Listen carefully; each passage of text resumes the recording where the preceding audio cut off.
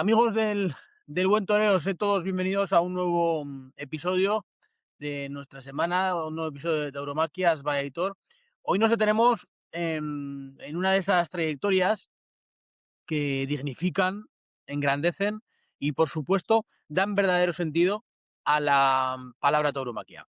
Tenemos el inmenso honor de sentarnos a charlar con un auténtico lidiador, un torero de los pies a la cabeza, que ha forjado su leyenda de plata y oro, enfrentándose tarde tras tarde a las divisas más exigentes, ásperas y, por supuesto, duras del campo bravo español y francés. Hablamos de un maestro que entiende esta vocación desde la verdad más absoluta y el respeto sacro a la liturgia, un matador de toros que revolucionó las ferias y que hizo historia al devolverle toda su importancia y majestad al tercio de varas. Gracias a su visión de la lidia, las plazas volvieron de nuevo a rugir, viendo cómo se lucían los toros en el caballo y, por supuesto, cómo le daba su sitio a unas cuadrillas que a sus órdenes marcaron una época. Pero su grandeza no se limita únicamente a un currículum de hierro frente a ganaderías legendarias como Miura, como Cuadri o como Adolfo Martín. Él nos ha regalado tardes de auténtica heroicidad, demostrando que la capacidad de superación no solo se ejerce en el ruedo ante un toro, sino que también se puede ejercer en las batallas más duras y crueles de la vida. Aquel emocionante pasillo La Maestranza de Sevilla, reapareciendo tras vencer a una gravísima enfermedad, que quedó grabado a fuego en la memoria y en el corazón de todos los aficionados. Hoy nos acompaña un especialista indiscutible de las corridas toristas, un referente de pureza, un gladiador de los ruedos y por encima de todo un ejemplo de lucha vital. Así que pónganse cómodos y den la bienvenida y porque no estamos delante de mucha gente, pero una calurosísima ovación para el maestro Javier Castaño, al que le doy las gracias por estar hoy con nosotros. Hola, buenas tardes. Muy bien, gracias a Dios. Bien, contento y disfrutando de esta nueva etapa. Claro, contigo toca empezar por el final, porque no sé qué es de Javier Castaño ahora, qué ha sucedido después de ya no estar en los ruedos. Quiero un poco que me cuentes cómo es tu vida ahora. Bueno, pues ahora formo parte del equipo docente de la Escuela Taurina de Salamanca, cosa que me hacía una tremenda ilusión. Y bueno, pues después de mi retirada de los ruedos, lo que más ilusión me podía hacer era formar parte de la Escuela Taurina, la que me formó en mis inicios y a la que le debía tanto y bueno, pues ahora poder transmitir, bueno, pues todo lo que he ido adquiriendo durante estos años a los chicos de la escuela, pues me ilusiona muchísimo, ¿no? Y bueno, pues ahí estoy, eh, trabajando mucho con ellos y bueno, pues sin parar y muy motivado, la verdad.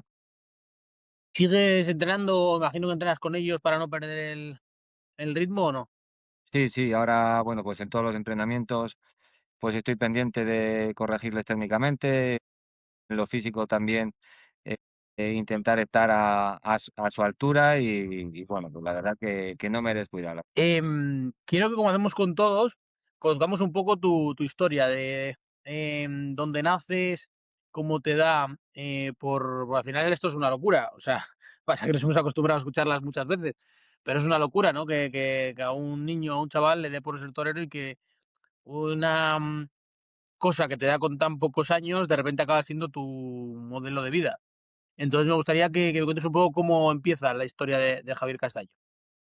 Pues en mi caso es una historia muy, muy particular, como me imagino que en el resto de los toreros, pero bueno, en mi caso yo no tengo ningún antecedente taurino.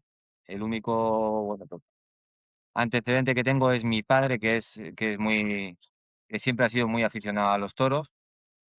Mi padre es de un pueblo de Salamanca, mi madre también es de un pueblo de Salamanca. Por circunstancias, ellos se fueron a trabajar a un pueblo de León que se llama Cistierna. Allí nací yo, allí pasé toda mi infancia y es un pueblo en el que no hay tradición taurina de ningún tipo, no se habla nada de toros, pero yo sí tenía claro eh, que, bueno, pues no tengo un momento concreto en el que yo haya dicho quiero ser torero, ¿no? Pero desde que tengo uso de razón, recuerdo a mi padre diciéndome, vosotros tenéis que ser toreros porque es lo más bonito que hay, la profesión más bonita. Y bueno, pues también tengo que decir que mi padre en su día pues quiso ser torero Lo que pasa que las necesidades del momento no le permitieron ni siquiera poderlo intentar, ¿no? Por lo tanto, eso le quedó ahí y bueno, pues cuando tuvo su primer hijo, que es mi hermano mayor, ya se lo trató de inculcar. Mi hermano el mayor dijo que él no quería saber nada y yo lo sentía como una obligación, ¿no? De hecho, en el colegio, que era muy típico que te preguntaran qué quieres ser de mayor, y lo típico era decir, bueno, pues la profesión de tu padre, que si era albañil o fontanero o electricista, ¿no? Y llamaba mucho la atención que yo muy pequeño decía que quería ser torero, ¿no? En un lugar donde no había tradición taurina de ningún tipo, ¿no? Tiempo después, cuando he vuelto a mi pueblo, que tengo relación con todos mis amigos de entonces, todavía me lo recuerdan, me decían, qué claro lo tenía que quería ser torero, ¿no? Pero bueno, no fue fácil, ¿no? Y bueno, pues mi padre consiguió matricularme en la Escuela Taurina de Salamanca y con 14 años pues me fui para Salamanca yo solo, me fui al pueblo de mi padre, a Topas, con mi abuela.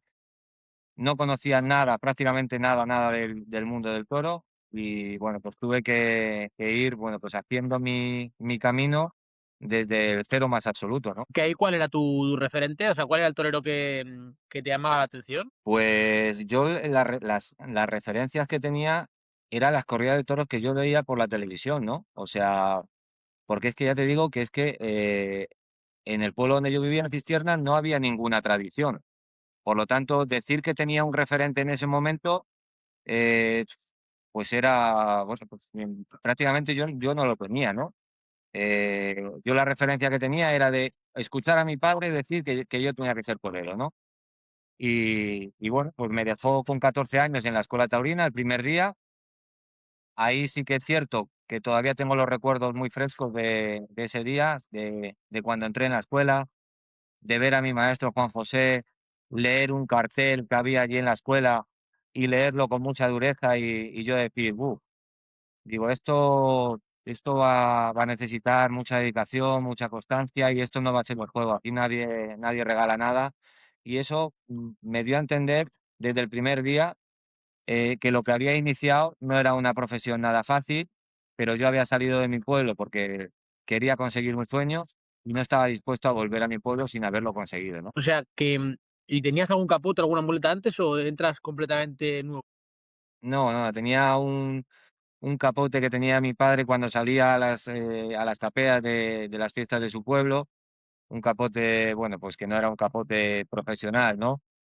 Y bueno, de hecho yo con 14 años, con 13 años, eh, subí a torear, bueno, pues a las tapeas de Topas, del pueblo de mi padre, y lo que llevaba era unas cortinas que tenía mi abuela en la casa, unas cortinas de una tela muy dura, que yo las doblaba, me las metía en la chaqueta y de destaquillador lo que llevaba era un palo de escoba, ¿no? Y bueno, pues ahí yo salía y bueno, pues hacía lo que podía y demás y bueno, pues ahí empezó mi andadura, ¿no?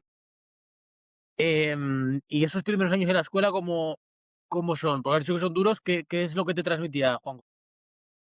Bueno, Juan José yo siempre lo voy a tener en el recuerdo, al igual que a Flores Blázquez. Yo creo que no pude tener mejores maestros en la escuela que los que tuve con Juan José y Flores Blázquez. Me transmitieron muchísimas cosas y ahora echando la vista atrás, después de toda mi trayectoria, que ha sido muy, muy larga, creo que los momentos más bonitos que yo he vivido han sido los momentos de la escuela taurina, momentos de mucha inocencia, de mucha dureza, porque me adentraba en un mundo al que no conocía, bueno, pues y tenía que ir, bueno, pues partiendo de cero, ¿no?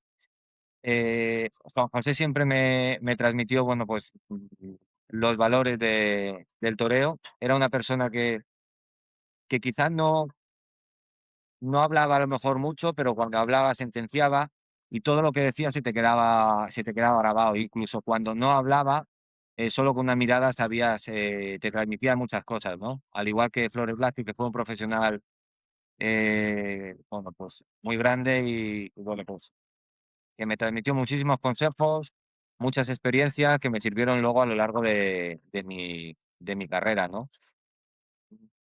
Yo sabía que, vuelvo a repetir, que si quería funcionar tenía que ser a base de constancia, a base de afición, a base de no aburrirme y de trabajo diario, ¿no? Y bueno, pues, yo era el primero que llegaba a la escuela taurina, el último en irme.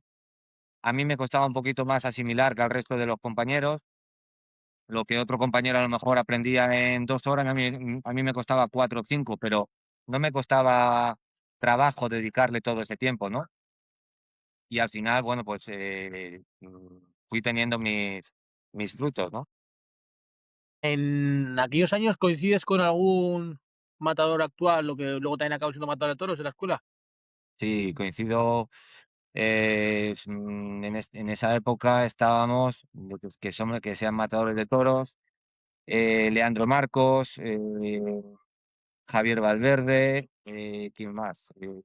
Hay unos cuantos que coincido en esta época, que somos coetáneos de la escuela taurina, sí. Ya por aquellos años ya pasaba como pasa ahora, que la escuela, bueno, de Salamanca, de Badajoz, todas tienen siempre ese típico torero referente, o sea, el chaval que X años, un par de años a veces, es el referente de la escuela, el que empiezan a poner en las ferias. No sé si en algún momento Javier Castaño fue de esos, imagino que sí, Sí. de los que estaba puesto en todas. Sí, claro. Además, date cuenta que cuando entras en la escuela, tu competencia es contigo mismo, pero empiezas a competir con tus propios compañeros de la escuela y empiezas a competir con los de otras escuelas taurinas, ¿no? Eso te motiva mucho porque, bueno, pues tú quieres ir creciendo como torero, pero quieres estar mejor que tus compañeros y quieres ser el referente de la escuela, quieres estar por encima de tus compañeros de escuela y quieres que te lleven a las ligas de novilladas y bueno, pues, estar por encima de otras escuelas taurinas, ¿no? Yo sí que lo conseguí, con mucho esfuerzo colocarme, en un puesto de privilegio en la escuela, ganar el Bolsín de Ciudad Rodrigo, poder ir al encuentro de escuelas taurinas también y quedar, muy bien clasificado, quedé segundo clasificado. Bueno, en fin, que mi época de la escuela, pues fue muy positiva. Esos premios, yo creo que le habrás empezado a dar valor ahora. Cuando uno se deja de torear y ve toda la balda y ve todo lo que ha ido consiguiendo, tiene que quedarse alucinando.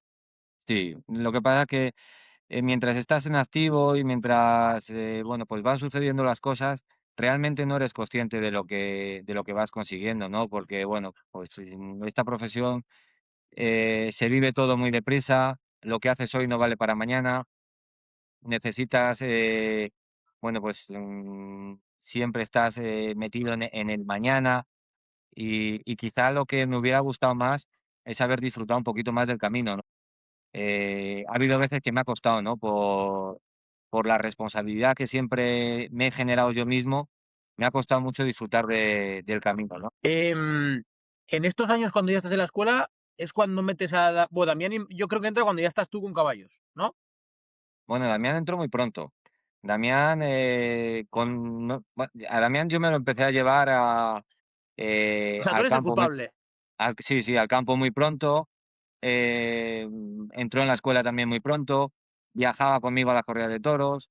De hecho, a mí la memoria algunas veces me falla en algunos carteles, y si le preguntas a Damián algún cartel mío, lo sabe mucho mejor que yo. Y aquí en este sitio mataste la corrida de no sé quién, y era este cartel y llevaba no sé qué vestido. En eso sí que tiene una memoria. Y yo es que me lo llevaba, bueno, pues a muchos sitios. Recuerdo de viajar con nosotros a la Feria de Santander teniendo, apenas, 8 o 9 años, que le decíamos, cuando llegábamos a la plaza, le decíamos: "Si la cosa se da regular, salimos por esta puerta. Si la cosa se da bien, vamos a salir por la puerta grande, para que tú sepas dónde tienes que ir". Y cuando salimos, nos encontramos con que no estaba Damián, ¿no? Y todos ahí preocupados. Esa, bueno, pues es una anécdota que nos pasó con él, ¿no? Y luego él, se había ido a la playa, ¿no? Em, Fíjate que lo que luego habéis realizado los dos. Sí que es cierto que os ha pasado como a los hermanos Jiménez. Cuando uno ha estado arriba, el otro estaba abajo y habéis hecho un poco como el contrapeso entre los dos. No sé si te ha quedado un poco la espinita clavada de no haber estado a la vez, haber llegado a coincidir, que los dos tenéis dos carreras, la verdad que intachables, pero el haber estado los dos justo a la vez en la cumbre hubiera sido quizá el top, aunque sí que es cierto que cuando uno ha estado peor, imagino que habrá tirado del otro. Sí, no, sin duda. La verdad que, eh, cuando yo tuve ahí 2 años mejores, pues Damián estaba haciéndose como torero, ¿no? Todavía. Y bueno, yo sabía que tenía cosas importantes que tenía que sacar, pero es que es cuestión de tiempo, ¿no? Y a veces las cosas no llegan al momento, sino que llegan cuando tienen que llegar, cuando un torero está hecho, cuando un torero está preparado. Y Damián lo que estaba haciéndose era forjándose, ¿no? En esos años en los que hay menos contratos. Y bueno, ahí él tenía el referente mío de los años que había pasado de dureza, de torear menos, en los que el teléfono pues deja de sonar.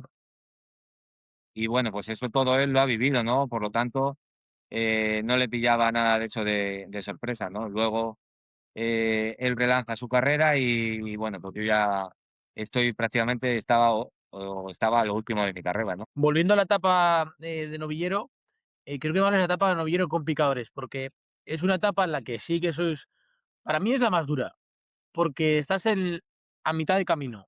Y cuando eres novillero con picadores, te pones las cosas serias, muchas veces vas a pueblos en los que se están corrida de toros, ya no eres el novillero sin picadores el que se le puede perdonar los errores, o sea, se te perdonan los justitos, y es un poco para mí engañosa, porque sí que toreas, normalmente se te da medianamente bien, y como no haya pasado algo gordo, gordo de verdad, llegas a la etapa de matador y te estampas, ¿no? O sea, te quedas ahí parado en seco. Que muchas veces es verdad, hay muchos novilleros, que suena mal decirlo, ¿no? Pero muchos novilleros con caballos torean, pues porque hay novilladas y hay que buscar novilleros muchas veces.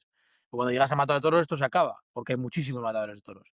Entonces, me gustaría que me cuentes un poco cómo vives la etapa en la que ya empieza la dureza quizá más de verdad, en la que ya uno parece una tontería, pero ya cuando va a las plazas ya con dos picadores, ya cambian las cosas. Sí. Bueno, en mi caso me preocupaba mucho el paso de novillero sin caballo a novillero con caballos. Sobre todo el tener a una persona que me pudiera ayudar, ¿no? Por eso trataba en todas las novilladas sin caballo que toreaba, tratar de dar el máximo para que, bueno, pues alguien se fijara en mí, ¿no? Y bueno, pues el run run de los aficionados, que yo creo que es la mejor publicidad que puede tener un torero, pues fue corriendo entre aficionados. Y yo me acuerdo que una vez que veníamos de una novillada sin caballos de Nimes, que fíjate lo importante que ha sido Nimes en mi carrera. Me llamó Juan José, el maestro Juan José al despacho y me dijo que tenía 4 ofertas de apoderamiento, ¿no? Que tenía que decidirme por alguna de ellas y demás. Y bueno, pues al final me decidí por Mateo Carreño, un hombre que me habló claro desde el principio, un hombre que estaba ligado a la caza chopera. Y bueno, pues juntos echamos el último año sin caballos, que yo pertenecía todavía a la escuela taurina. Y junto con Mateo Carreño, que fue mi primer apoderado, doy el salto a novillero con caballos, ¿no? Doy gusto con caballos en San Miguel de Valero, un pueblo de Salamanca, en mayo del año 99. Ese día, pues corto un rabo al novillo de mi debut, pero me veía que no tenía absolutamente nada por delante, ¿no? Esto era el mes de mayo y yo por delante no tenía nada. Eh, el maestro Pedrés, al que estoy muy agradecido, que siempre confió mucho en mí, me recomienda una novillada suya en Capsier, en Francia, una novillada muy grande, en el mes de junio, y a esa novillada le corto 3 orejas.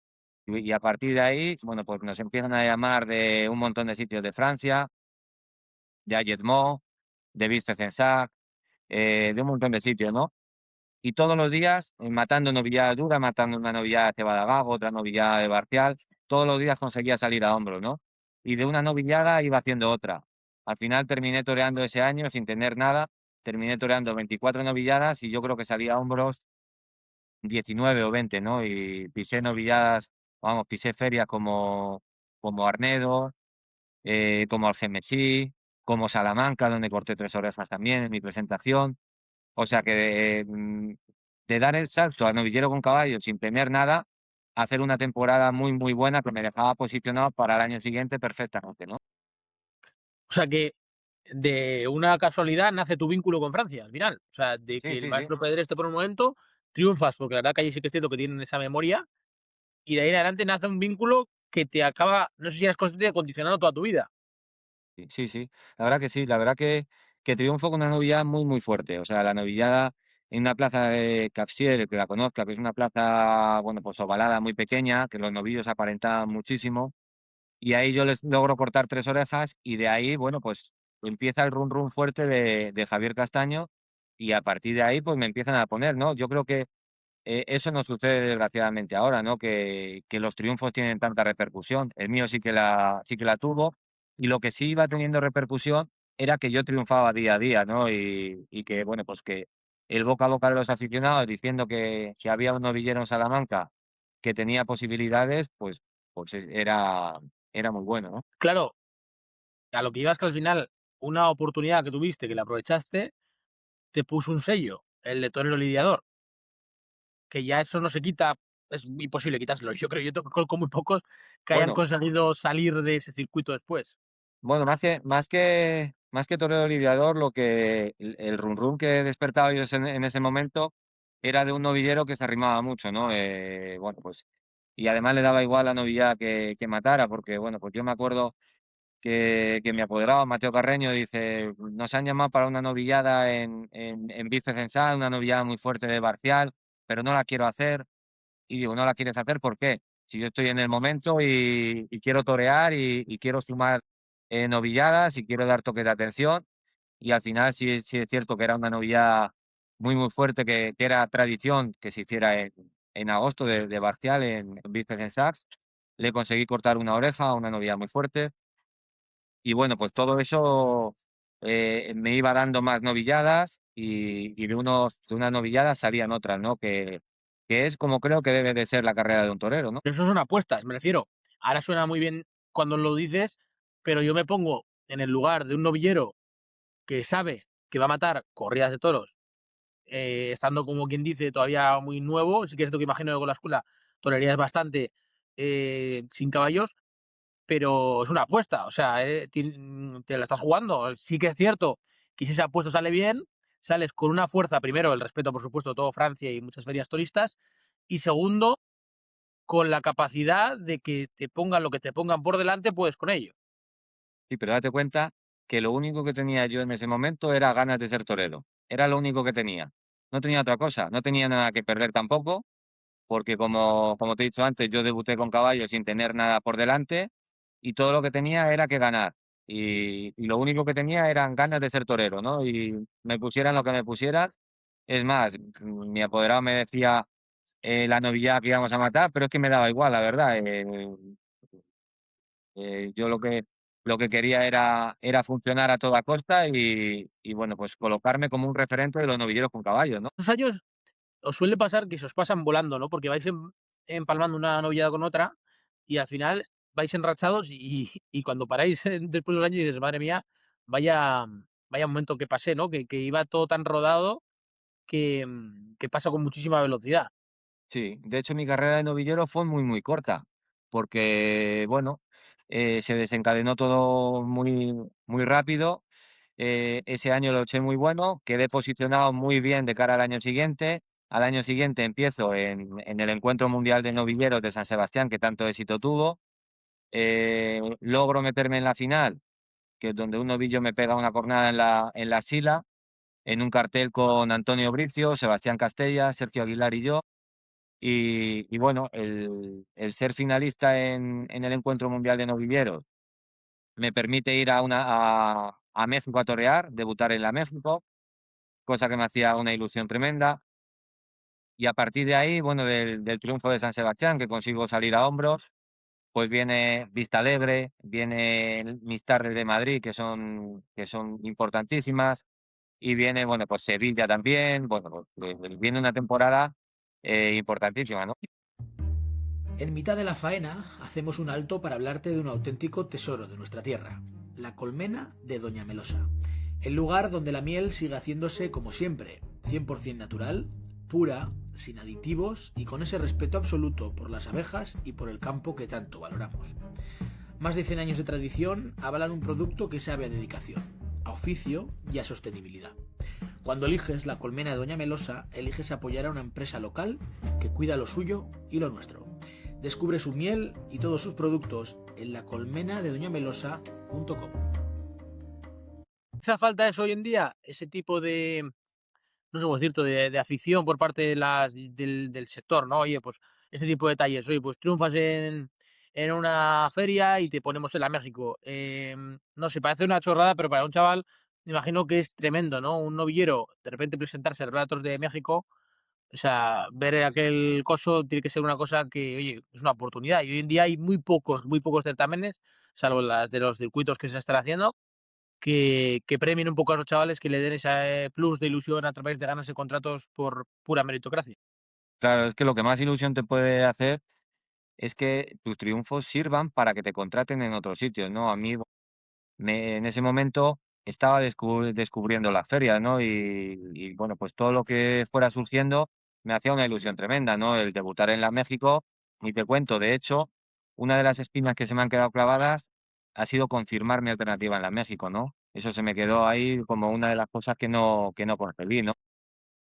Entonces, también añoro mucho certámenes como el que se hizo en San Sebastián, que fíjate, bueno, pues en el mes de febrero y bueno, pues en la final, casi ser capaces de poner el cartel de no hay billetes en una novillada, en una plaza como San Sebastián, pues te dice bueno, pues el elenco de novilleros que estábamos en ese momento y el ambiente que se vivía en esas novilladas, ¿no? Vínculo con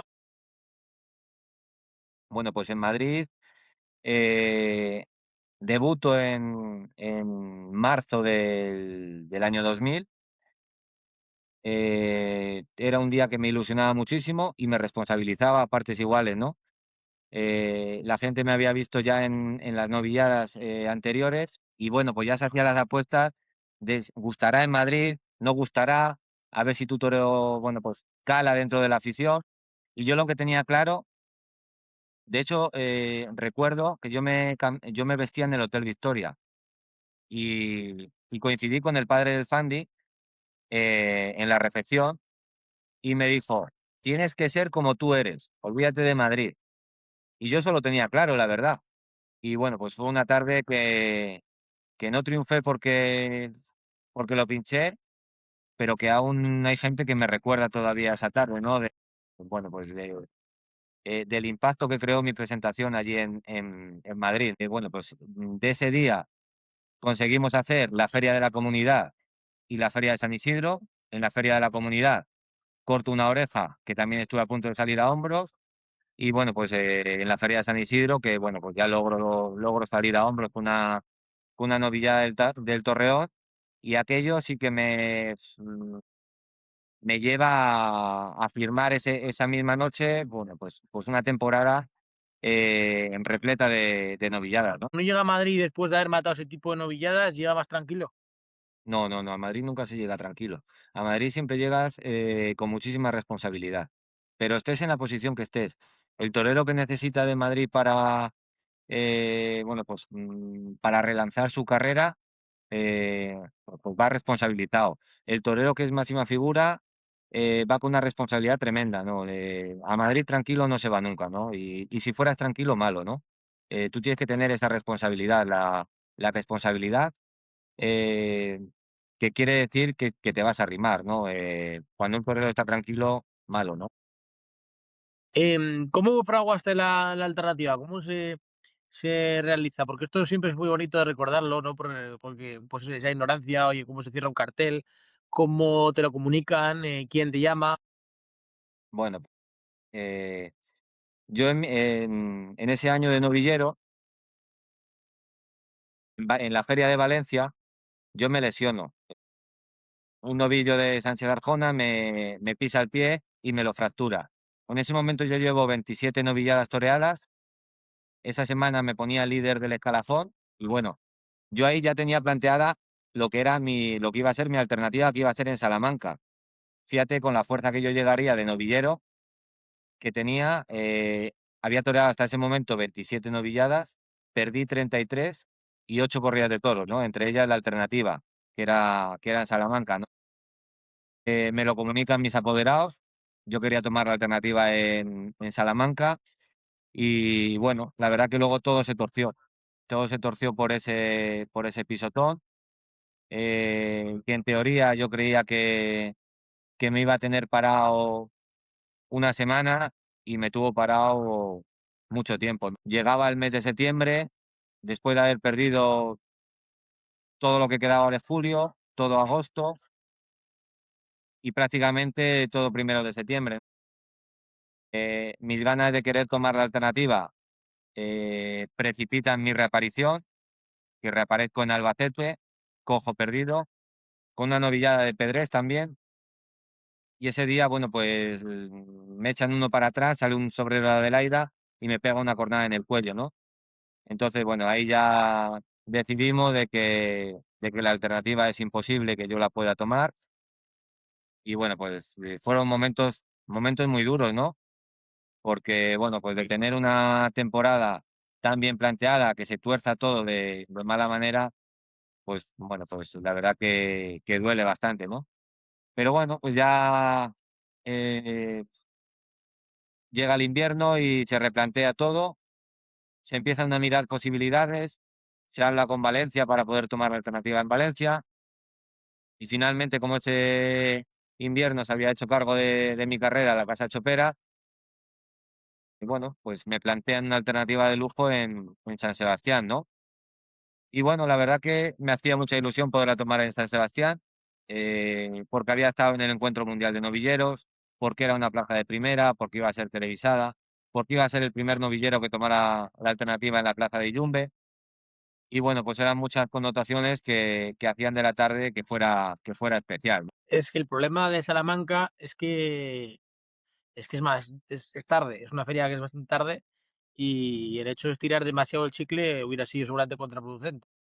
Sí, no, echar otra, yo no me veía ya echando otra temporada de novillero, la verdad. Ya lo que me motivaba era poder dar el salto a corridas de toros. Todavía no estaba recuperado del todo, la lesión me duró muchísimo tiempo del pie, tardé mucho en recuperarme y bueno, hasta que me terminé de curar del todo, pues pasó muchísimo tiempo, ¿no? Y bueno, yo creo que era una fecha ideal, el mes de abril. Lo que sí es cierto es que, bueno, llegaba una temporada en la que iba a estar anunciado en muchísimas ferias, que era lo que buscaba siempre desde que quiere ser torero, acartelado con grandes figuras del toreo, pero quizás necesitaba, bueno, una persona ahí eh, que me hubiese un poquito abierto los ojos, ¿no? Es decir, yo creo que para llegar a las plazas importantes con el parón que has tenido, primero hay que rodarse un poquito, ¿no? Y torear en otros sitios. Y bueno, pues yo creo que todo me vino demasiado, no sé si grande o demasiado pronto, ¿no? Pues yo tomé la alternativa en abril en San Sebastián y al mes estaba toreando en Sevilla, en la Feria de Abril, una corrida de Guardiola. Al mes y medio estaba confirmando mi alternativa en Madrid. Fui a Pamplona, fui a Bilbao, etcétera, ¿no? Que son los carteles que sueñan, ¿no? Pero quizás para un torero que está todavía sin hacer, estar al lado de las figuras del toreo que lo ven tan claro, pues no fue una papeleta fácil, la verdad. Em, Háblame un poco de la fractura esta que has dicho, porque, o sea, fue a raíz de un pisotón. Sí, sí, sí. Un novillo me pisa, me fractura el pie y bueno, pues a partir de ahí pierdo esto fue el 17 de julio y a partir del 17 de julio pierdo 33 novilladas. De ahí hasta la alternativa, ¿no? Todas las ferias de novillada. Todas las ferias de novilladas. Yo hubiera terminado con 63 novilladas. Me parece 63 novilladas, ¿no? Cosa impensable hoy día, ¿no? Que un novillero pueda alcanzar la cifra de 63 novilladas, ¿no? Aún así, habiendo terminado mi temporada de novillero en julio, con 27 novilladas, ese año me dan todos los trofeos al mejor novillero del año, ¿no? O sea que, bueno, pues eso te dice también la importancia de esa media temporada que eché, ¿no? Pero sí es cierto que todos los percances son a destiempo, pero eso la verdad que me pegó un frenazo en seco, ¿no? ¿Y no te cambió el chip mental de que al final uno siempre está pensando en los pitones, en los pitones, en los pitones, pero yo entiendo que te puede generar mucha inseguridad el hecho de que, fíjate, un pisotón te acaba fastidiando la temporada. O sea, que no solo es pensar en que me va a coger, sino que fíjate, pasando por ahí te destroza la temporada. Sí. Yo la verdad que había sufrido bastante pisotones y tenía muchas heridas en los pies de pisotones de los novillos, pero de ahí a pensar que un novillo me lo podía fracturar, pero bueno, realmente me miraron en la enfermería de la plaza, me derivan para Salamanca, yo viajo para Salamanca y ya cuando estoy llegando a Salamanca ya por la mañana, yo noto que que se me había pasado la anestesia y que tenía unos dolores que no eran normales, ¿no? Y cuando ya llego al hospital, me hacen radiografías y se ve que tengo un hueso roto y bueno, pues al principio es un mazazo saber que tienes un hueso roto, pero claro, eh, como los toreros siempre tenemos la necesidad de reaparecer cuanto antes, pues en mi mente estaba curarme cuanto antes y torear lo más pronto posible, que en mis planes entraba una semana, ¿no? Lo que, bueno, pues luego ahí me vi con la cruda realidad de que los médicos me empiezan a hablar de un mes y medio, yendo muy bien la cosa y ahí la verdad que me dio un bajón tremendo. Pero son huesos, o sea, eso no Sí, hay al final más. son huesos que tienen que soldar y encima es el pie, que bueno, pues la verdad que se complicó todo. ¿Qué te pisan en peine? Sí, me rompió, no sé cómo se llama ese hueso, metatarsiano me Sí. parece que se llama, ¿no? Metatarsiano, y bueno, pues ahí me pisó O sea, en el peine, sí. ese novillo no lo matas. Sí, ese novillo lo mato yo, me voy para la enfermería y ya yo además fue el segundo de mi loto, o sea que, bueno, pues no dejé ahí ninguno y ya no, bueno, pues ya de ahí ya corta prácticamente la temporada, ¿no? Y o sea, la el la mente no te jugó ninguna mala pasada. A la hora de volver, ¿volviste con esa misma seguridad o Sí, te costó un poco al principio? yo volví en Albacete, yo sabía que no estaba, pero claro, yo lo que quería era tomar la alternativa en Salamanca, Sí que veía era que se acer un sí. probatorio igual. Sí, veía que se estaba acercando la fecha, de que yo, no me recuperaba, no estaba bien, estaba cojo y bueno, pues tomé la decisión de intentar reaparecer en Albacete, porque a veces los toreros tratamos de engañarnos a nosotros mismos, unas veces nos viene bien, otras veces no nos viene tan bien. Y bueno, afortunadamente un novillo me pegó una cornada en el cuello, afortunadamente, porque si eso no hubiera sucedido, hubiera seguido para adelante, ¿no? Hubiera torado alguna novillada más que tuviera y hubiera tomado la alternativa y no estaba en condiciones para poderla tomar, ¿no? Este tipo de cornadas, ¿cómo las llevas? Porque, ya llegaste a matador con varias cornadas graves. Sí, bueno, en realidad graves no, llego a matador de toros con la cornada de la sila y la cornada del cuello, ¿no? Pero bueno, son cornadas que no me afectaron para nada, lo que sí que me afectó fue la lesión. Eso sí que me afectó, más que las cornadas. Fíjate. Em, quiero que me cuentes eso, y en la etapa post alternativa, cómo se da, cómo son esos años, porque lo que dices me ha sorprendido bastante, ¿no? El hecho de decir que quizá fue un poco precipitado. Lo que pasa es que, claro, eso es fácil decirlo ahora, ¿no? Ahora cualquier novillero que toma alternativa le ponen las 7 tardes en todo este tipo de ferias y cómo va a decir que no. Claro, por eso te decía que siempre un torero tiene que tener a alguien que piense por él, ¿no? Que aunque los toreros yo creo que solemos tener la cabeza bien amueblada, pero el ansia de torear y de verte en esas ferias puede con todo, ¿no? Y bueno, pues el hecho de tener a alguien que te diga, aunque tú tengas muchas ganas de poder torear en esas ferias, de decir, primero nos tenemos que hacer, tenemos que ir dando toques de atención, seguir dando toques de atención y cuando estemos preparados del todo, llegar a esas ferias, que las figuras del toreo no regalan nada a nadie, ¿no? O sea, las figuras del toreo les da igual con quién toreen y quieren ganar la pelea a todo el mundo, ¿no? Entonces, después de todo lo que había atravesado, de todo el tiempo que había estado parado, de lo que me había costado recuperarme, de que ese invierno había podido tentar muy poco, se me vino como todo un poco encima. Luego la alternativa, que es un día soñado, eh, la culminación de un gran sueño, también me pega una cornada el toro de la alternativa. Bueno, pues viene un poquito todo como a la contra, ¿no? Y bueno, pues de ahí eh, sales del hospital, sabes que la siguiente corrida de toros, bueno, la siguiente corrida de toros que toreo, o sea, la segunda corrida de toros que toreo es en Valdepeñas, que le corto 2 orejas, las 2 primeras orejas cortadas de matador de toros, y la siguiente es en la Feria de Abril con una corrida de Guardiola. Al poco tiempo confirmo alternativa en Madrid con el maestro Ortega Cano y Finito de Córdoba, una corrida de toros de Mari Carmen Camacho.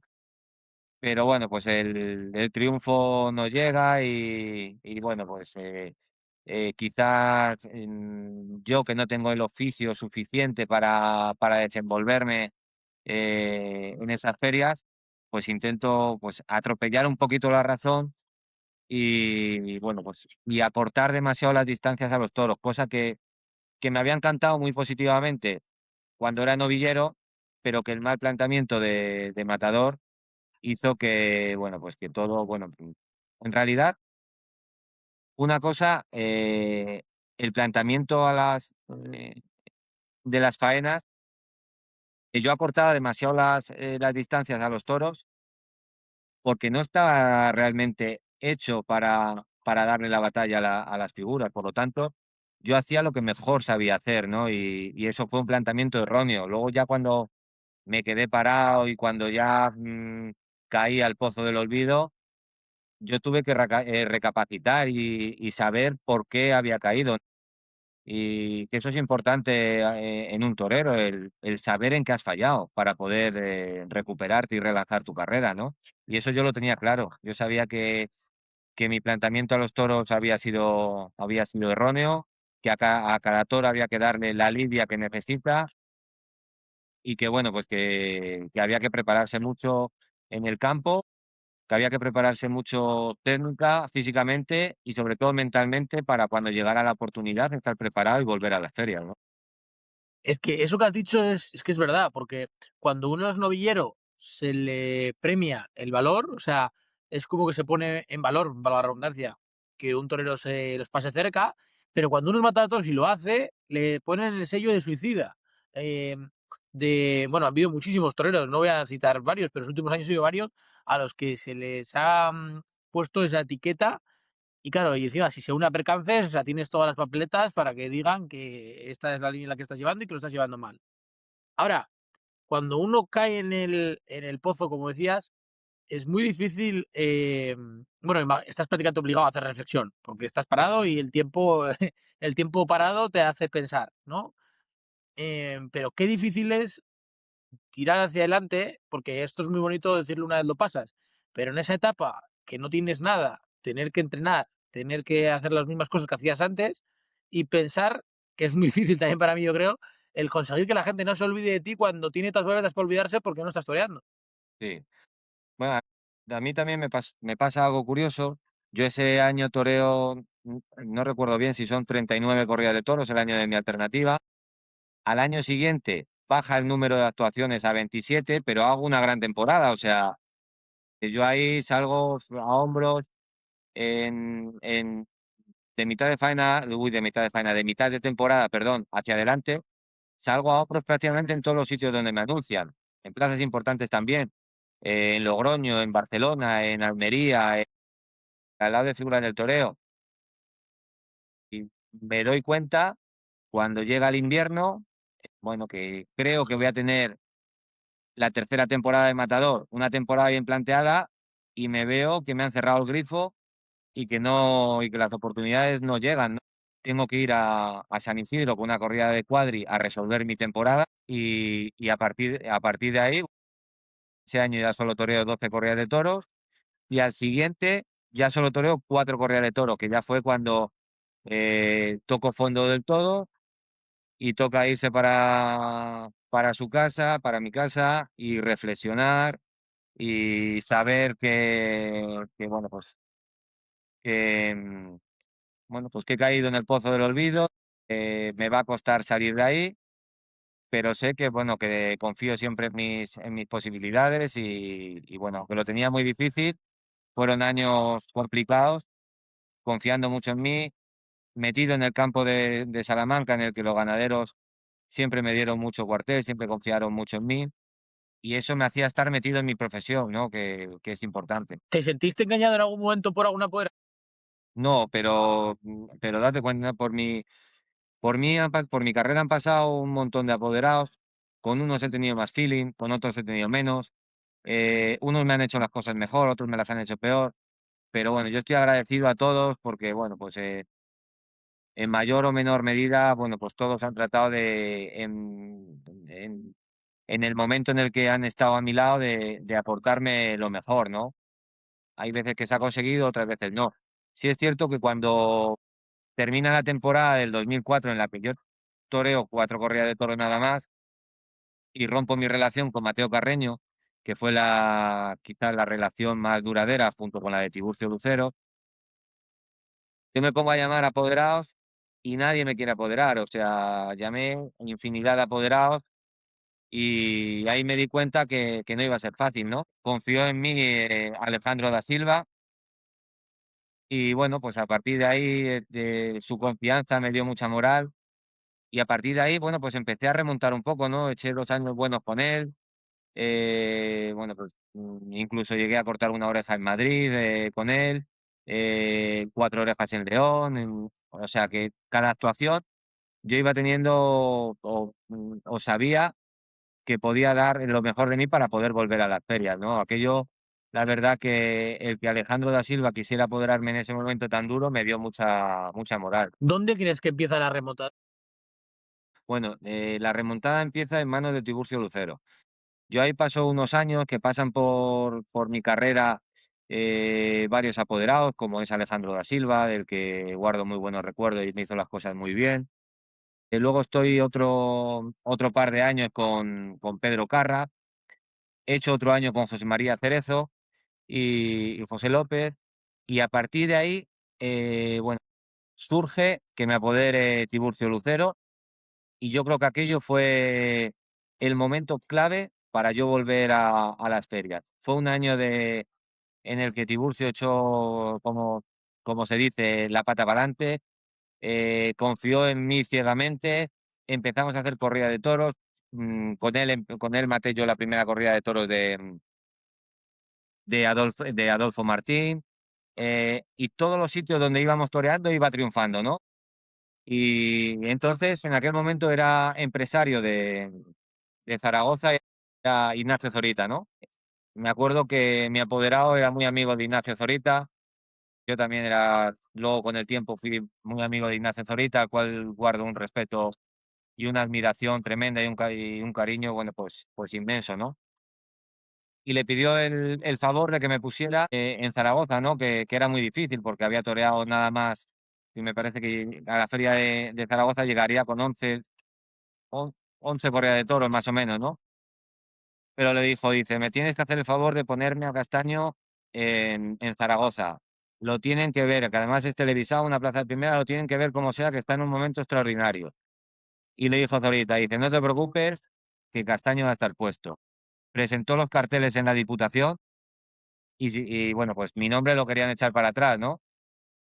Y Ignacio Zorita dice, me podéis quitar cualquier torero, pero no me quitéis a Castaño. Y la verdad que eso siempre le estaré agradecido, ¿no? Porque, bueno, mi resurgir yo creo que empezó ahí en Zaragoza, ¿no?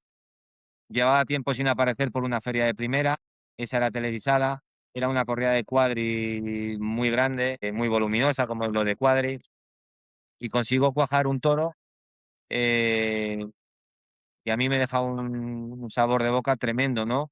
Ese día lo pincho, pero bueno, pues todos los taurinos cantaron el cambio que había pegado Javier Castaño, ¿no? Que se venía fraguando ya en esos meses de atrás, ¿no?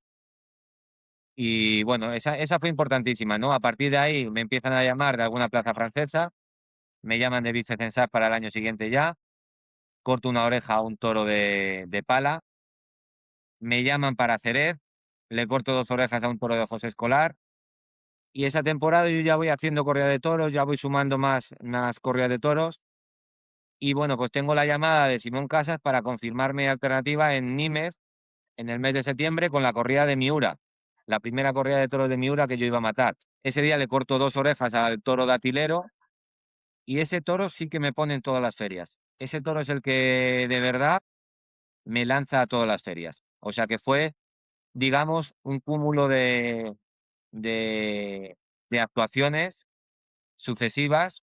La primera fue Zaragoza y luego fue viceversa, Jerez y Nimes. Nimes fue la culminación de que a mí me pusieran ya en todas las ferias. Por así decirlo, entonces, podemos decir que claro, obviamente tu carrera va por ese camino, o sea, es el de las ganaderías duras. O sea, es no sé si decir, no, porque tampoco es un clavo ardiendo. O sea, lo que tuviste, lo cogiste, lo aprovechaste y con eso tiraste para adelante. Entiendo que en aquel momento uno coge lo que hay, porque no hay más, obvio, pero seguramente que yo lo he hablado aquí con toreros como Sánchez Vara, que también ha pasado por este tipo de ganaderías, y siempre dice lo mismo, que están más que agradecidos a este tipo de ganaderías, y que si mañana hubiera estado en figura, hubiera seguido matando ese tipo de ganaderías porque es a las que les debe todo. Sí, sí, yo estoy muy agradecido, la verdad. Me llegaron en el momento que me tenían que llegar. Si las corridas duras me hubieran llegado el primer año de alternativa, no las hubiera podido aprovechar.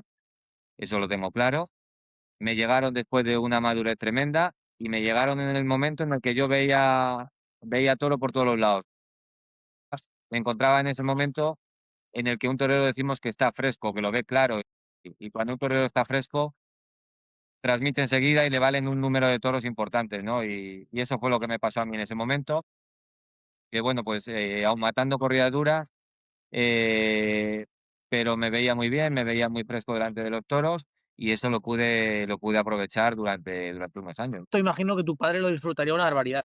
Sí, sí, date cuenta que mi padre, bueno, pues su sueño de ser torero no lo puede cumplir y ve que bueno, pues que su hijo poco a poco va cumpliendo metas, va cumpliendo un sueño y no solo tiene un hijo torero, sino que con el tiempo tiene dos, ¿no?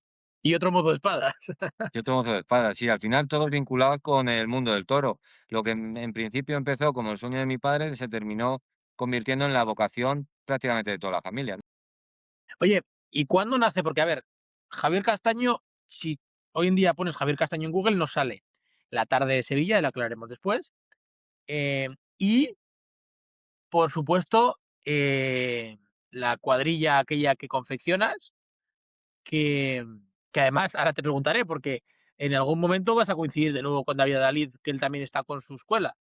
O sea, imagino que quiero que me cuentes un poco sobre todo la de la cuadrilla, cómo se confecciona, cómo llegas al punto de hacer aquello. Ya sé que es años más tarde de lo que estamos hablando, pero es que marcó una historia. O sea, aquello primero habla muy bien de ti, porque muy pocos toreros o muchos toreros cuando ven que la cuadrilla empieza a resaltar, empiezan a hacer cambios. Y apostaste porque ellos también brillaran. Y eso me parece que es maravilloso. O sea, habla muy bien de ti, habla de una persona que también quiere darle la importancia a los toreros de plata y a los picadores.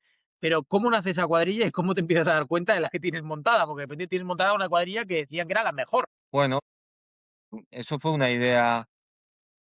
Date cuenta lo que te he contado antes bueno, pues de aprender de mis errores, de meterme en el campo, de saber en qué he fallado, en qué puedo, bueno, pues eh, ahondar un poquito más, en buscar, bueno, pues darle esa vueltecita de tuerca a mi toreo, a mi tauromaquia. Y fue una cosa que fui, bueno, formando junto con mi apoderado Tiburcio Lucero.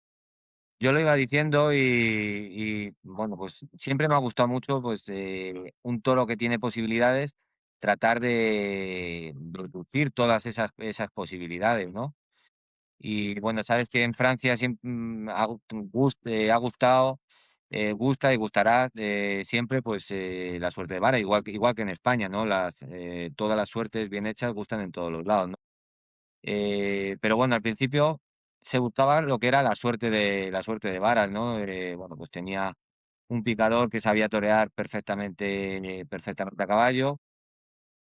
Y bueno, pues todo eso fue quizás encendiéndome un poquito la bombilla de decir, y si en vez de solo potenciar la suerte de varas, intentamos potenciar también, bueno, pues eh, bueno, pues la suerte de, bueno, banderillear, de los hombres de plata y bueno, pues que todos los tercios tengan su importancia y bueno, pues iba viendo, pues yo siempre he sido de fijarme mucho lo que en todos los toreros, en todos los banderilleros, iba viendo pues lo que había por ahí, ¿no? Y sí es cierto que vi a David Zabalí, fui coincidiendo con él y me parecía que con los palos hacía cosas extraordinarias, ¿no? Y digo, bueno, pues lo comentaba con Tiburcio y decía, digo, este puede servir, ¿no? Para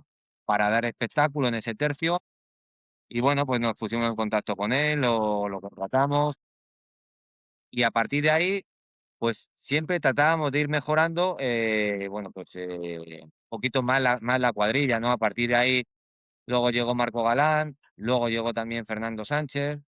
Y bueno, pues al final, lo fuimos moldeando un poquito y bueno, yo creo que salió la cosa bien porque dabas al aficionado un espectáculo íntegro, ¿no?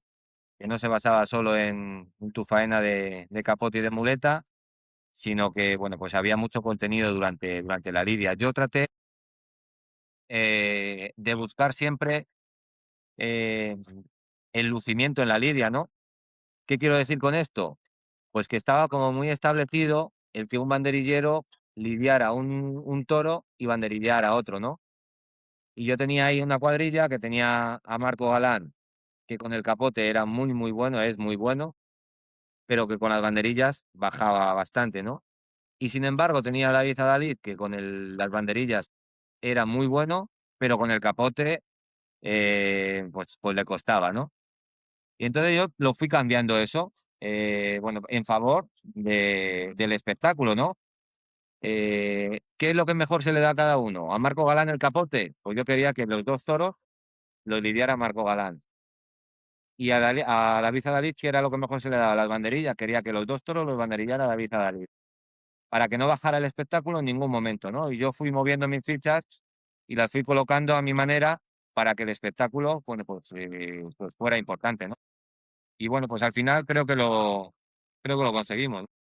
Sí, porque eso yo creo que no está reglamentado en No, de hecho, toreros antiguos, yo, bueno, pues sé que Corbet ya había muchas veces que lidiaba a los dos toros y, bueno, pues si te pones a ahondar en la historia del toreo, pues ha pasado más veces, ¿no? fíjate, que al principio imagino te criticaron algo, porque hay gente que es muy pura y muy de las cosas así, así, así. Sí, bueno, sí, sí, no, sí, críticas siempre, cuando uno se sale de lo establecido, siempre críticas vas a recibir, ¿no?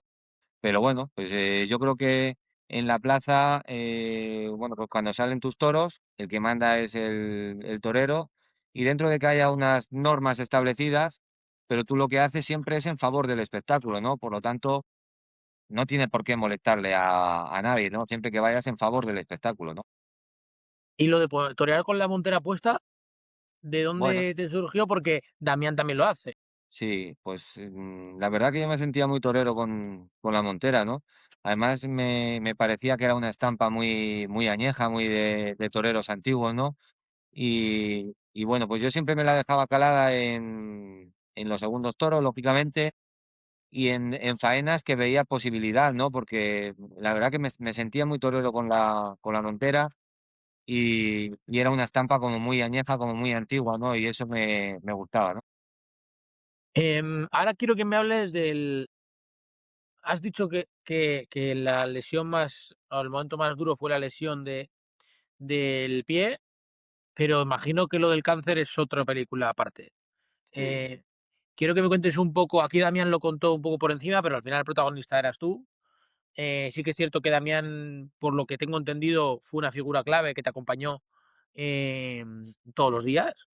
Y me gustaría un poco que me cuentes cómo es el momento en el que uno se entera de esto, porque claro, para un torero que vivís día a día con, vamos a ser honestos, con la muerte, la vivís de cerca, de repente dicen esto y asusta bastante porque esto es muy incontrolable.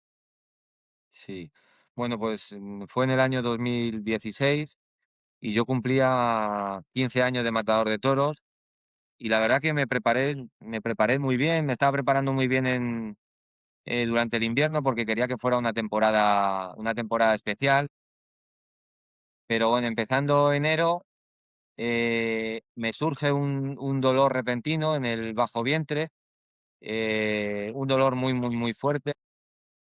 Y bueno, pues al principio lo achaco al frío de Salamanca y tal, incluso me pongo estas bolsas de calor típicas que hay para ver si ese dolor se me pasa, pero ese dolor no se va y estoy durante 2 días con un dolor muy fuerte ahí abajo. Y bueno, eso ya bueno, no es que me haga saltar las alarmas, pero sí que decido, bueno, pues visitar a un amigo mío que es cirujano taurino, que es urólogo. Y bueno, pues me llama a su consulta, me voy a su consulta. Y bueno, yo me acuerdo de entrar en su consulta y empezar a hablar de toros, o sea, con él empezar a hablar de toros y estar hablando de toros. Y seguimos hablando de toros y me dice que me tumbe en la camilla, me bajo los pantalones y demás, y él me empieza a palpar. Y yo veo que al palparme, pues su cara ya cambia un poquito, ¿no? Y bueno, yo en ese momento estaba en la consulta con mi mujer y me dice, te tengo que mandar unos análisis. Y bueno, pues me apuntó ahí para hacerme unos análisis, pero yo no le di más importancia, la verdad, cuando salimos de la consulta. Eh, Veo a mi mujer como muy preocupada. Yo todavía no era consciente de lo que podía pasar. Y cuando llegamos a casa, bueno, pues después de un rato, subo a la habitación y veo a mi mujer llorando en el ordenador, ¿no? Y digo, ¿qué te pasa? Y nada, no, y no me quiere decir. Digo, si es por esto de lo de la consulta, no te preocupes, que esto no va a ser, que esto no va a ser nada. Y bueno, pues ahí queda la cosa. Yo me voy a hacer los análisis los recojo yo mismo. Y me acuerdo que es que encima ese día teníamos ingresada a mi hija con una neumonía también en el hospital. Yo había recogido los análisis, le saqué una foto y yo creí que todo estaba bien. La verdad que yo al mirar los análisis digo, esto está todo correcto. Se los mando a mi doctor, una foto de WhatsApp y nada más que lo ve, la respuesta es, ¿te puedes venir a verme enseguida? Y claro, eso me pegó un mazazo tremendo, ¿no? Le llamo y le digo, ¿qué me estás diciendo, Luis? Y me dice, no, que dice, tienes que venirte para acá, que te tengo que hacer pruebas, que han salido los marcadores muy alterados y necesito hacerte pruebas.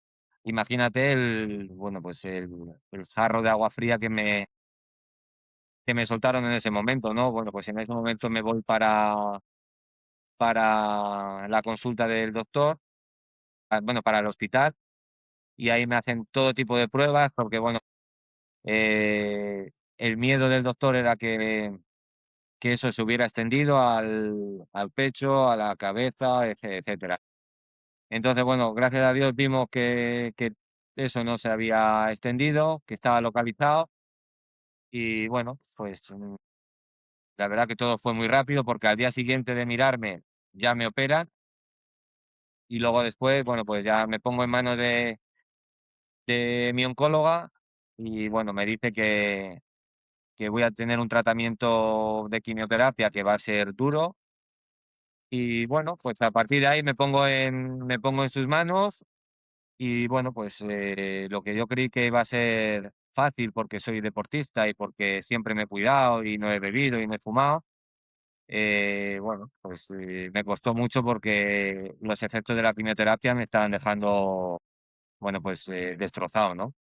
Y bueno, a todo esto, mientras yo estaba con mi recuperación, en, dándome la quimioterapia, tengo la llamada de mi apoderado, porque muy poca gente sabía que yo estaba enfermo, ¿no? No se lo quise decir a nadie, no quise preocupar a nadie y no quería que, bueno, que interrumpiera mi temporada, ¿no? Fíjate qué locura, estás pasando un cáncer y no quieres interrumpir tu temporada, ¿no? Recibo la llamada de mi apoderado de Tiburcio, que nos han llamado para Sevilla, que qué hace, ¿no? Y digo, ni te lo pienses, digo, no le digas a nadie que yo estoy pasando por esto, digo, y vamos para adelante. Al día siguiente me voy a ver a la oncóloga y le comento el plan que tengo. que para mí era una idea genial, la verdad. O sea, 17 de abril, en la corrida de Miura en Sevilla. Se lo comento y me dice, quítatelo de la cabeza, que eso es imposible.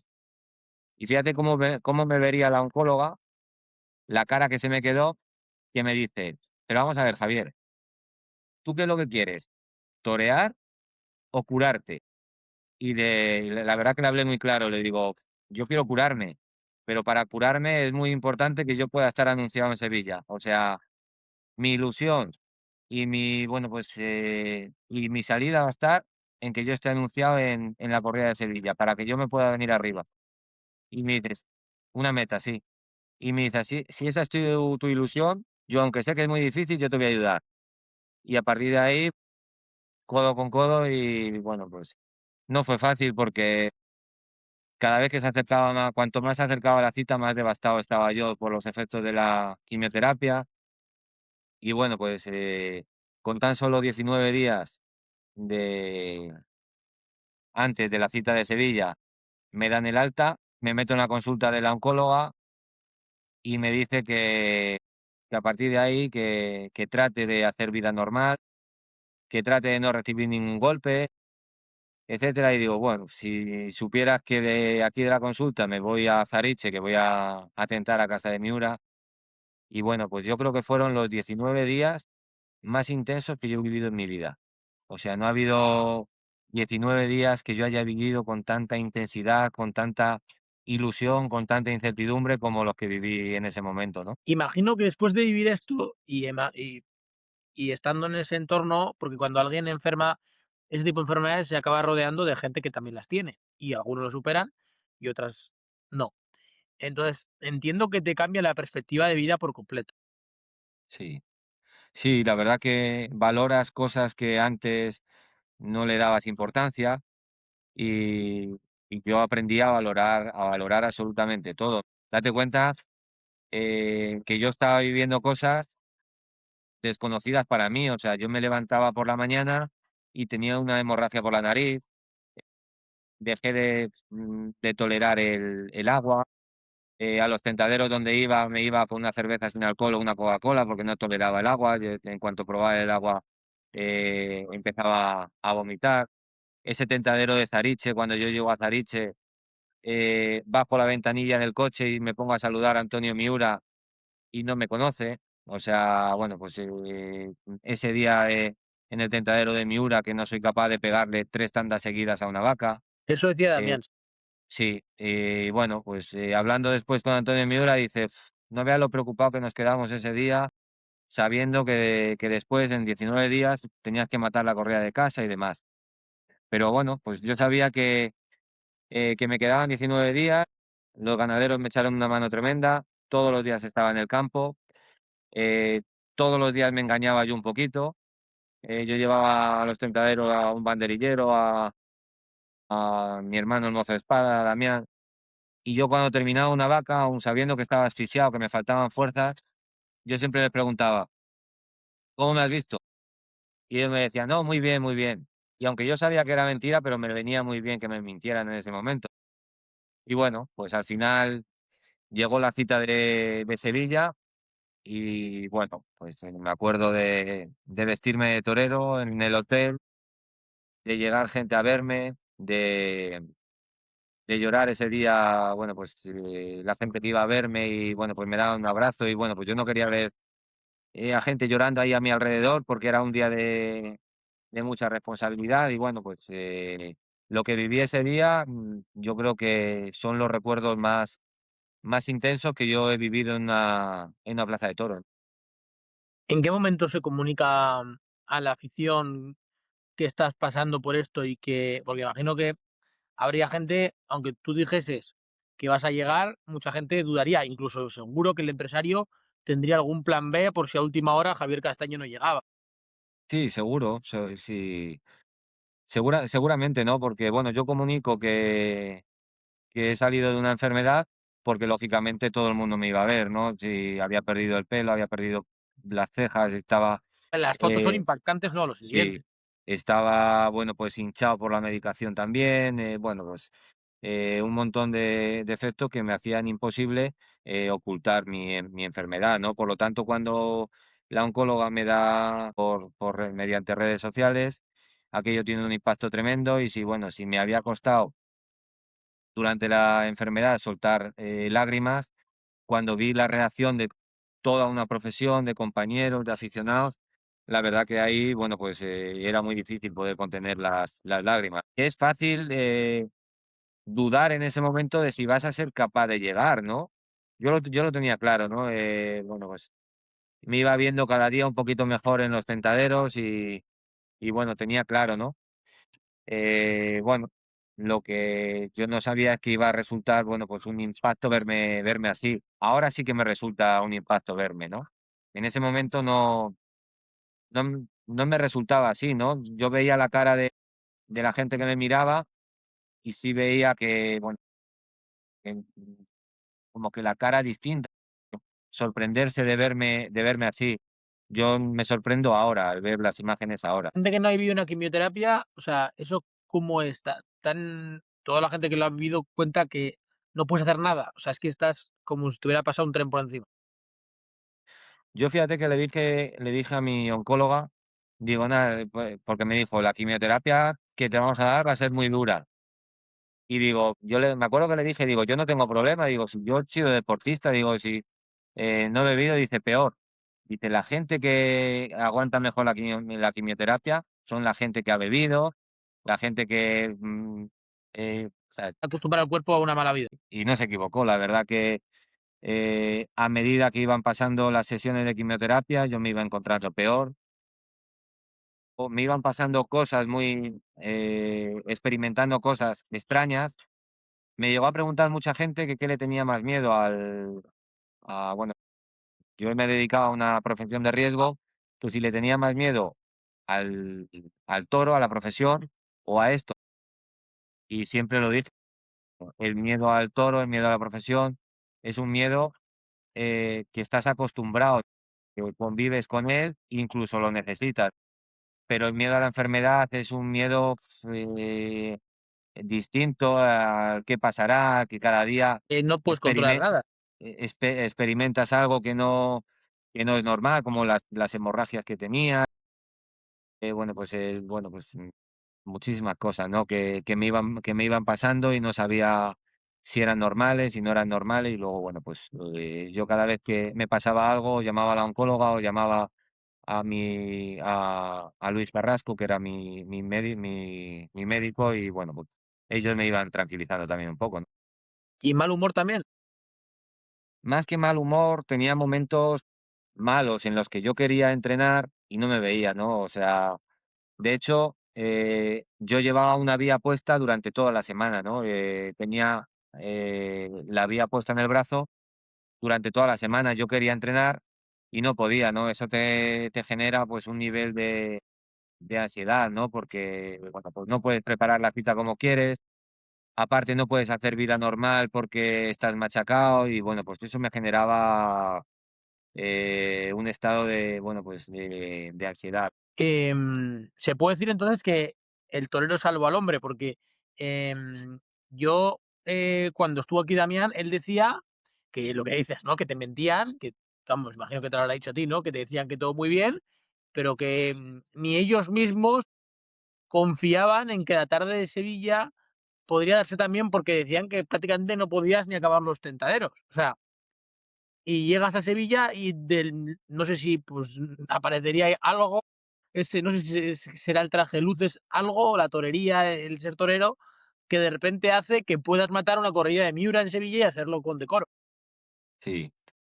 La verdad que fíjate que yo a lo largo de mi carrera habré matado como 400 corridas de toros y ha habido muchos días en los que en el hotel pasas muchísimo miedo, tarde de mucha responsabilidad, bueno, de incertidumbre, de muchas sensaciones vividas, ¿no? Pero cuando te pones el vestido de torear es como si te transformaras, ¿no? Y bueno, pues quizá el día de Sevilla me pasó algo similar, ¿no? Yo me enfundo el vestido de torear, me monto en la furgoneta para ir a la plaza y ese día las piernas me tiritaban, no paraban, o sea, tenía una sensación que no había tenido y creo que lo tuve la primera vez que me vestí de luces, ¿no? Cuando iba para la plaza y este día de Sevilla, ¿no? Digo, madre mía, qué tembleque de piernas tengo, ¿no? Y me acuerdo en el patio de caballos que me hacían entrevistas y me decían que qué era lo que sentía, ¿no? Y bueno, la verdad que tenía una mezcla de sensaciones importantes, de ilusión, de motivación, de miedo, por supuesto, pero tenía una sensación muy bonita, ¿no? Que bueno, pues que después de todo lo que había pasado, tenía la sensación de estar vivo y de sentirme realizado, y esa sensación podía con todo, ¿no? Yo sabía que físicamente no estaba bien y lo dije en una entrevista, bueno, pues, que me hicieron anteriormente. Físicamente no estoy bien, pero donde no lleguen las facultades va a llegar mi corazón, mi alma y lo que tenga que llegar, ¿no? Pero yo la corrida de toros la voy a echar para adelante y la voy a echar con la mayor dignidad posible, ¿no? Porque tampoco está, o tampoco iba a tolerar de que a mí se me tratara con pena, ¿no? Eso nunca lo he valorado ni lo he soportado, ¿no? A un torero no se le tiene que tener pena nunca. Sí, porque, te sincero, em, ¿fuiste a la plaza inseguro pensando que podía, después de los tentaderos, que podía salir mal? No, en ningún momento. Sabía que no estaba al 100% de mis posibilidades, ni siquiera al 60, pero no iba pensando que iba a salir mal.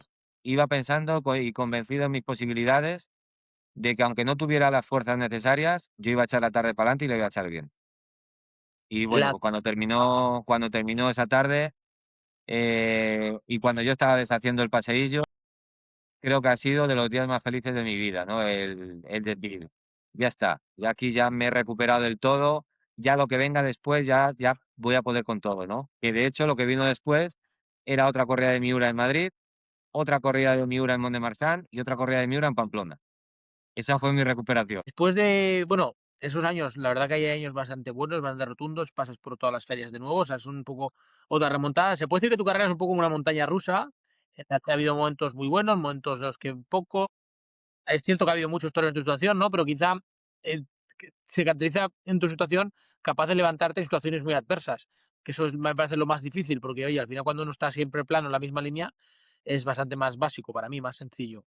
Quiero que me cuentes un poco cómo has vivido esta recta final de tu carrera, porque yo te voy a ser muy sincero, y no lo digo porque esté delante de ti, o sea, lo he dicho en otras conversaciones privadas, para mí se ha sido muy injusto contigo. O sea, creo que un torero que anuncia, oye, que va a ser mi última temporada, hay gente que lo confunde con la lástima, ¿no? Que dicen, oye, el torero dice que hace la última temporada para que le pongan todas las ferias y recoja todo.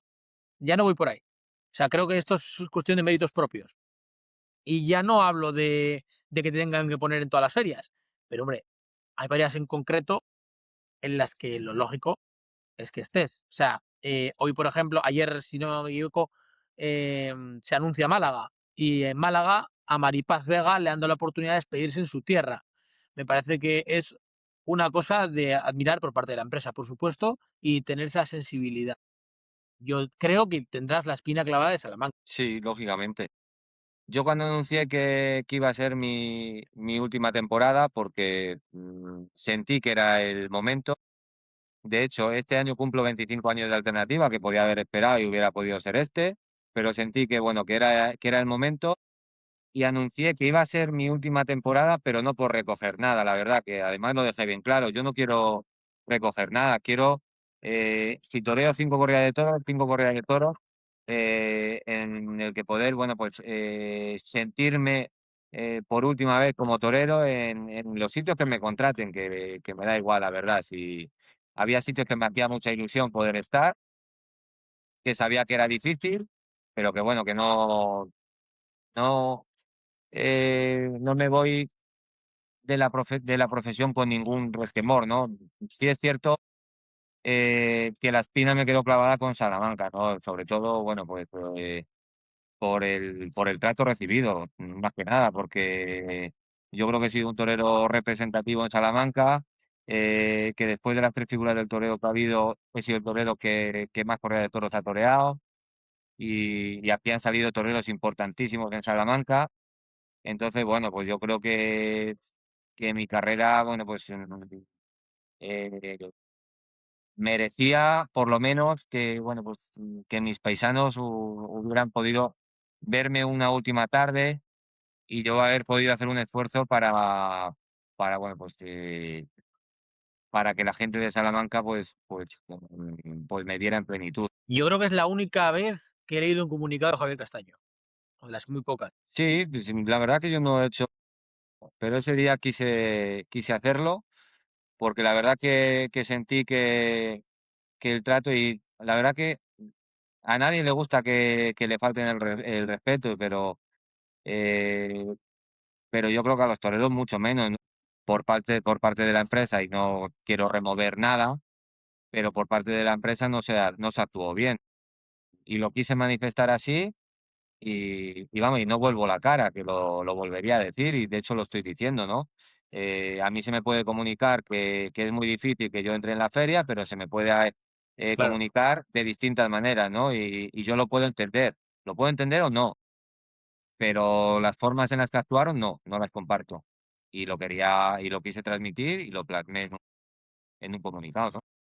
Por cerrar el tema, si quieres contarlo, ¿eh? O sea, ¿cuáles fueron las respuestas?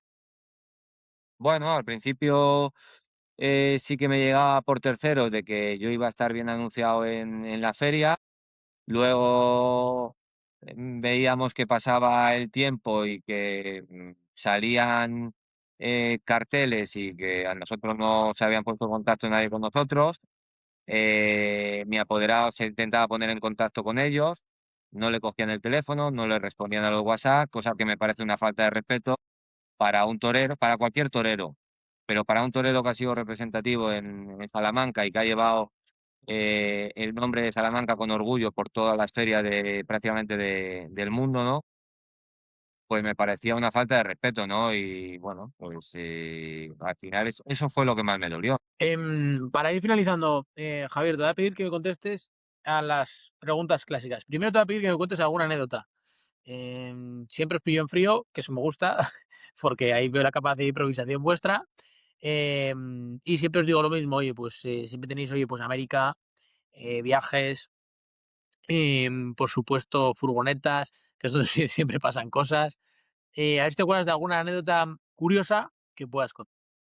Mira, pues te voy a contar la primera que se me ha venido a la cabeza. Yo normalmente en el campo, los toros que voy a matar, normalmente no me gusta verlos. Lo que pasa es que ahora, sin querer, cuando te anuncias en una corrida de toros, o alguien te la manda, o te saltan en cualquier página que entras a ver cualquier noticia taurina, te saltan ahí los toros, bueno, que es muy difícil no verlos. Pero cuando yo me anuncio para matar 6 toros de Miura en Nimes, me quieren hacer, bueno, pues, un reportaje para una revista taurina en Zariche, ¿no? Y bueno, pues, me dicen que quedaría una foto muy bonita, allí entre los toros en el campo. Y bueno, pues al final ya como estoy tan cerca de ellos, con la foto y demás, pues ya digo, bueno, pues ya voy a verlos, ¿no? Tenían 7 toros apartados y bueno, de los 7 toros, en los planes del ganadero y en los planes de mis apoderados entraban 6 y dejar uno fuera, pero curiosamente ese que dejaban fuera, a mí me parecía que aun siendo más feo, a mí no me desagradaba, ¿no? Y había un toro que sí que me desagradaba bastante. Y yo nunca les pedí ningún favor a los ganaderos y me he llevado muy bien con Antonio y con Eduardo, siempre, siempre. Y bueno, pues le digo, y si pudiéramos llevar este en vez de ese, eh, y bueno, pues al final estuvieron hablando entre ellos y dices, ¿y a nosotros qué más nos da? Si al final el que tiene que matar los toros es él y ese que queda ahí se lo va a encontrar seguramente en otro lado y tal, porque estaba yo Cada matando matadas todas. la camada entera, ¿no? Total, que a ese toro yo le vi algo que me desagradaba, ¿no? Conseguimos dejarlo para atrás, pero yo me quedo con el número, me quedo con la expresión de ese toro y me quedo con ese toro grabado, ¿no? El toro que ellos querían dejar para atrás y que mis apoderados querían dejar para atrás, se le dio la vuelta al ruedo en Nimes, un toro que le corté una oreja, pero le pude cortar 2 orejas, incluso algo más, y fue una tarde exitosa, ¿no? Pero yo tenía el run run de ese toro que se había quedado para atrás y siempre preguntaba por él. Y al año siguiente, durante toda la temporada, no me encuentro con ese toro en ningún sitio. Y al año siguiente voy a Valencia, a la feria de Falla, a matar en una corrida de Miura y van varios cinqueños y entre ellos va este toro. Y digo, madre mía. Y el toro, bueno, pues el toro era un tío, la verdad. Y yo pendiente en el sorteo de que no me tocara, por favor, que no me toque ese toro, que no me toque ese toro. Total, que me llaman y te ha tocado este y este. Y digo, ¿a quién le ha tocado este toro? Les digo, le ha tocado a Robleño. Y vale, fenomenal, fenomenal. Robleño, director de Lidia, yo iba en segundo lugar. Bueno, pues ese es un toro que le dio muchísima guerra a Robleño. No sé si le dieron 2 avisos, le puso muchísimos aprietos, lo vi cogido en muchas ocasiones, cosa rara en Robleño, porque es un torero que tiene una capacidad tremenda. Y yo diciendo: "Uf, al final le vas armando y al final este toro está para que lo mate yo". O sea, tenía tan metido ese toro que hasta que no, cayó y murió ese toro, o sea, no terminé de respirar, ¿no? Y bueno, pues, es una anécdota que se me ha ocurrido ahora porque la verdad es que estuve un tiempo pensando en ese toro.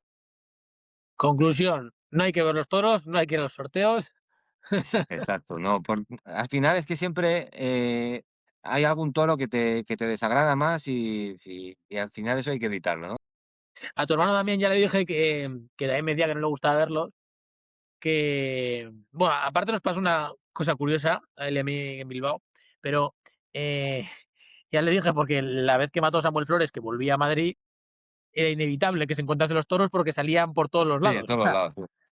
Y de hecho, a Damián le pasó en Bilbao, que yo grabé en el apartado por la mañana grabé un vídeo de un toro, era el sobrero de Dolores Aguirre hace 2 años, yo creo que fue.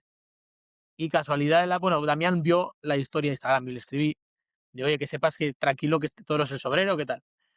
"Vale, vale", tal. Y a la tarde, Matías devuelve el toro y sale ese sobrero, que era Argelón, si no me equivoco, al que le forma un lío tremendo. O sea, fíjate, el toro que no quería ver, al final yo, pues sin querer, indirectamente se lo puse ahí. Yo al final, yo le tenía dicho a mi cuadrilla, a mis apoderados, porque siempre llegaban y decían: de sobrero hay un toro que mejor que no salga, que no sé qué, no sé cuánto". Digo: "No me digáis eso", digo, porque es que si me decís eso, al final ese toro va a salir. Digo: "No me digáis que es un toro que", digo, porque al final siempre, cuando un toro medio blandea y tal, te han hablado muy mal de ese toro que está de sobrero, de que es un tío, de que tiene unos pechos, de que, la mirada, de que no sé qué. Digo, no me habléis de eso, porque al final el toro que está de sobrero, ese sabe y tiene posibilidades de salir. De todas formas, a mí me hace mucha gracia esto porque nadie sabe nada. O sea, aquí todo el mundo tenemos nuestras intuiciones y luego hasta el más feo a veces es el mejor. Sí, eso sí, eso sí. Y ahora te voy a hacer las otras 2 preguntas.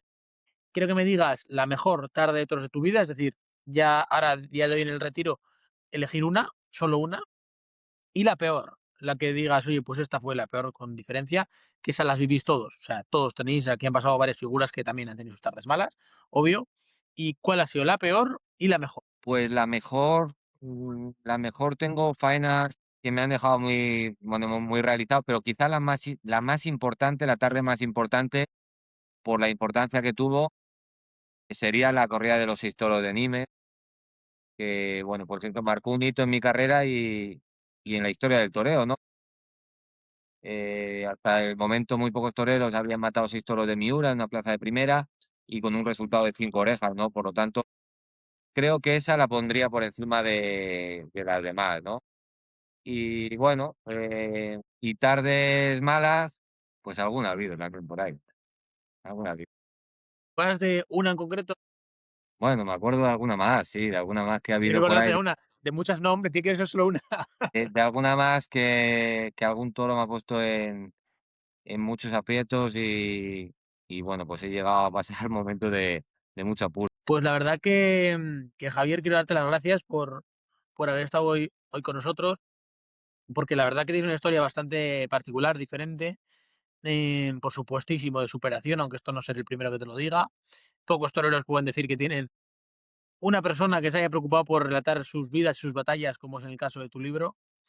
Y la verdad que es un auténtico placer poder escucharte, tratar siempre contigo y con tu hermano, que la verdad que sois de esas familias que aparecen en el mundo del toro, que siempre llevan por delante la humildad, el buen hacer, el nunca poner malas caras a prácticamente nada, y eso que habéis tenido que lidiar con lo más áspero del ganado.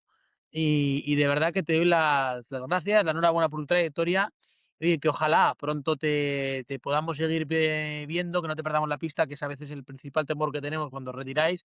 Pero oye, que eso es muy bueno, que vaya a estar con la escuela implica que te vamos a ver por callejones, ayudando a chavales, y eso es una cosa muy, muy bonita, muy emotiva, y sobre todo creo que te realiza y te deja todavía muy vinculado al mundo. Bueno, yo te agradezco mucho la entrevista, Aitor, que bueno, pues que sabes que soy muy seguidor tuyo, bueno, pues que veo todas tus entrevistas y que bueno, que teníamos pendiente hacer esta entrevista desde hace tiempo, que se iba alargando de más, pero bueno, pues ya está ahí. Hombre, esta no vas a tener que ver. Sí, no, esta ya la sé, esta ya la sé. Pues la verdad, Javier, que como digo, muchísimas gracias, un fortísimo abrazo y ojalá que pronto te veamos por los callejones. Un abrazo. Un abrazo, Javier.